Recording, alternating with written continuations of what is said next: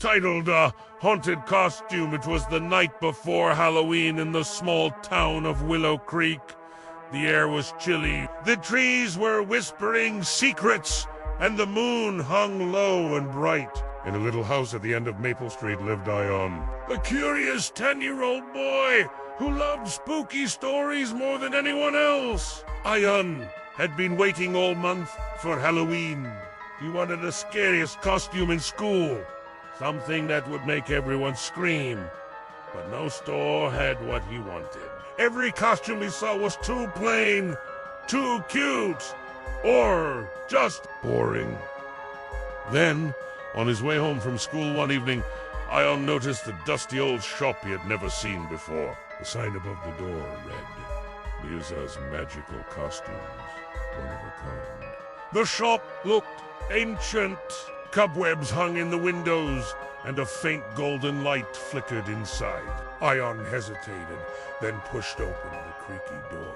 Inside, the air smelled of old fabric and mystery. Rows of costumes lined the walls. Pirates, vampires, witches, ghosts, but none of them seemed special. Then, at the very back of the shop, he saw it. It was a black cloak with silver threads that shimmered like moonlight. Next to it hung a mask shaped like a skull, with eyes that glowed faintly red.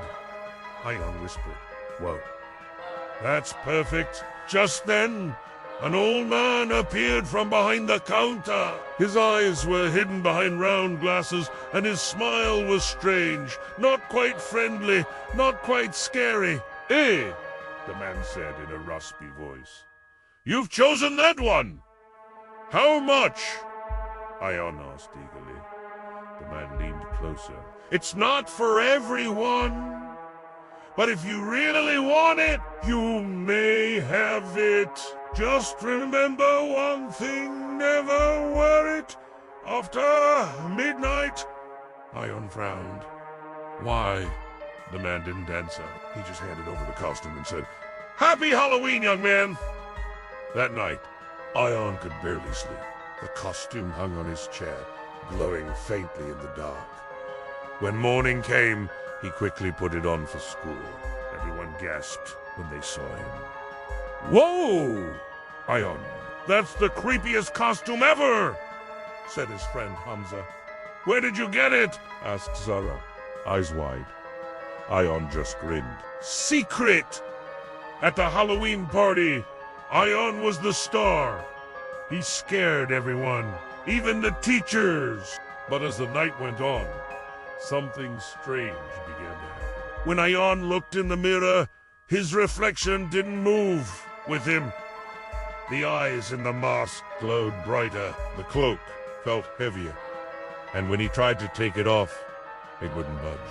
He pulled and tugged, but the mask stayed stuck to his face. His heartbeat quickened.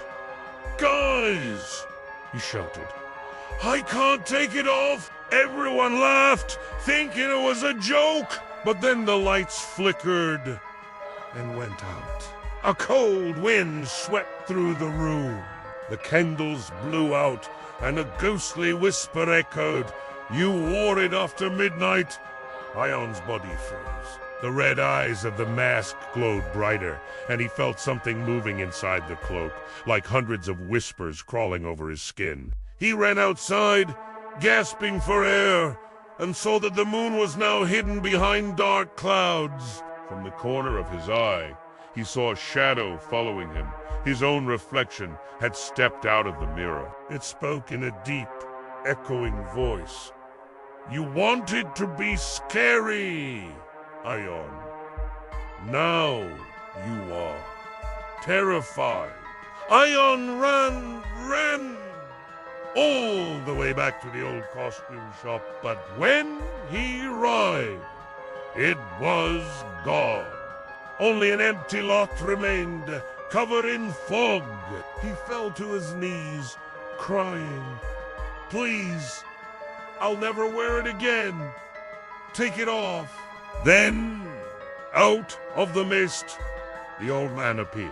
His eyes glowed like fireflies, You broke the rule, boy, he said softly. But you've learned your lesson. He raised a wrinkled hand, and suddenly the mask fell off. The cloak turned to dust. Ayaan gasped, free at last. When he looked up again, the old man in the fog had vanished. The next morning, Ayaan woke up in his bed, thinking it was just a dream. But when he looked at his chair, there was a single silver thread lying on it, glowing faintly. He smiled nervously and whispered, "Never again."